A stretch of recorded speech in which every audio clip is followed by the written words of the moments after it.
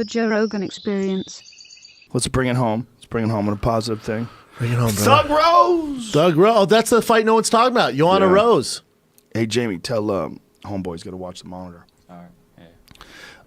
Yeah, Thug Rose. No and one's talking Joanna. about it. It's being overshadowed. Yeah, it is being overshadowed. It's a crazy one, right? It's because nobody expected it to go down the way it did in the first one.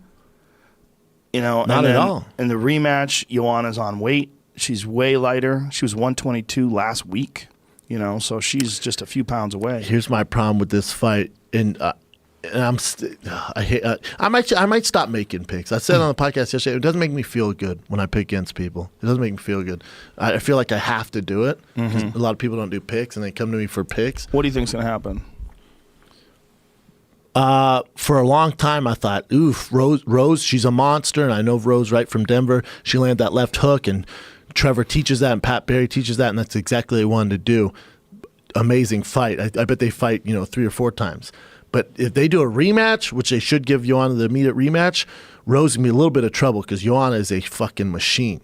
Here's the caveat to that. When I see Joanna do interviews and she goes, it was my nutritionist, it was this person, it was this, she never once has she owned it and taken credibility. I go, that's not the way a world champion speaks. That's not the way at all someone talks. Yeah. And when I see a bunch of excuses, I go, oh shit, you have a hole in your boat and you're masking it with duct tape and you're trying to get back to this point. You're just you're not actually patching that up. And so you're susceptible again. And now you're talking like that never happened. It was a fluke. Yeah. Rose is pretty fucking good. And if you don't respect her again, you think it's your nutritionist is why you lost that fight, you're probably going to lose again.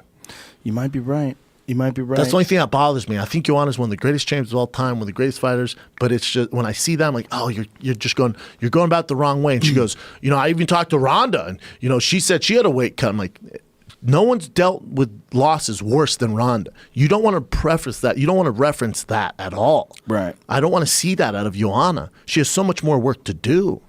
Yeah, well, it's also Joanna had a long career in Muay Thai, a long career, like a lot of fights. Oh, yeah, tons. A lot of kickboxing sparring, a lot of MMA sparring. Sometimes your chin just goes.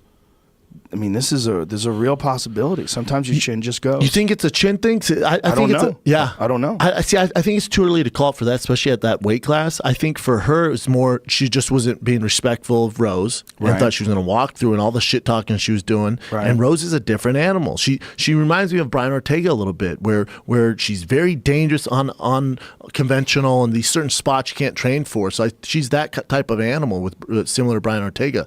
But with Joanna, if gun to my head, I'd say Joanna wins by decision. But again, I hate making picks makes me feel bad lately. Yeah, making picks is tough, man, because you're going to piss people off, and they're, oh, we're fucking rooting against me, huh? Like you have to look at the analysis of it. Before the fight, I thought Rose was in trouble. I'm like, Joanna's very hard to take down. Me too. Her stand up is world class, and I think she could very well pick Rose apart and crack her as she's coming in. But when she hit her with that left hook, she hit her before that and hurt her. But when she hit her with that left hook, I was like, Jesus. Explosive, too.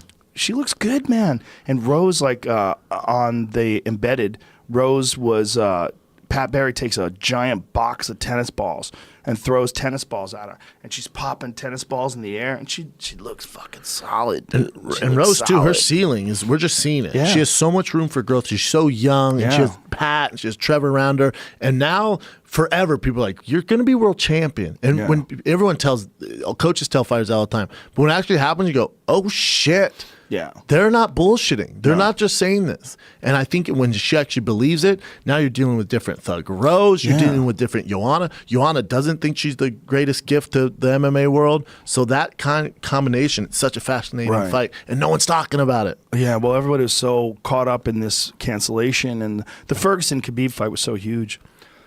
For the hardcores, for sure. But it's also one of those things where with Rose coming into this fight now and Joanna making excuses for the last fight, You know, I'm really interested to see like what happens when they square off. I can't wait for that look fight. at each other. Is Joanna going to do the same talking again, and Rose is going to reciting the Bible? I don't think she can. I don't think Joanna can do the same talking. You don't think she goes, this was a fluke, I'm doing the exact same thing? No, I think Rose is going to stare right through her fucking soul Me again. too. Be like, I'm the champ, bitch. When you talk a gang of shit at someone and they just stare right through you and then they murk you in the first round, it's very tough to talk that shit the second time. It's going to be interesting. I think that's a sign if Joanna isn't respecting Rose again. If she gets up there and start talking that shit, I would put a ton of money on Rose. Yeah. Yeah. If I see her doing the same things, I'm like, oh shit, you learn nothing, girl. You learn nothing. Well, it's whether or not Rose can clip her again. If Rose charges in and clips her again. It's also the thing about a striker always worried about being taken down is more likely to get hit with a shot. Yep. Like Kevin Randall when he knocked out Mirko Krokar. Correct. Same thing. Like Kevin was the threat as a wrestler, leaps in with a left hook and catches him right on the chin, knocks him the fuck out. I think there's a real correlation there. I wouldn't be surprised if Joanna's so focused on improving her stand-up and you know, it's like, all right, I got caught this time, I'm just going to overwhelm her with stand-up, she gets submitted. She overlooked the submission game of Rose, which is actually Rose's best weapon. That's what I was thinking. I was thinking, bro, we might see Rose throw a flying armbar. Correct. We might see Rose do some wild shit. She doesn't care about being on her back. No. And she's fast. She goes for shit. She's a wild, explosive person, you know, and she's a really interesting thinker too. You know, she had a tough life, man. Yep. Tough life growing Very up tough. and developed this very strong mind because controlled chaos is what I call it, and she's brilliant at it. Yeah.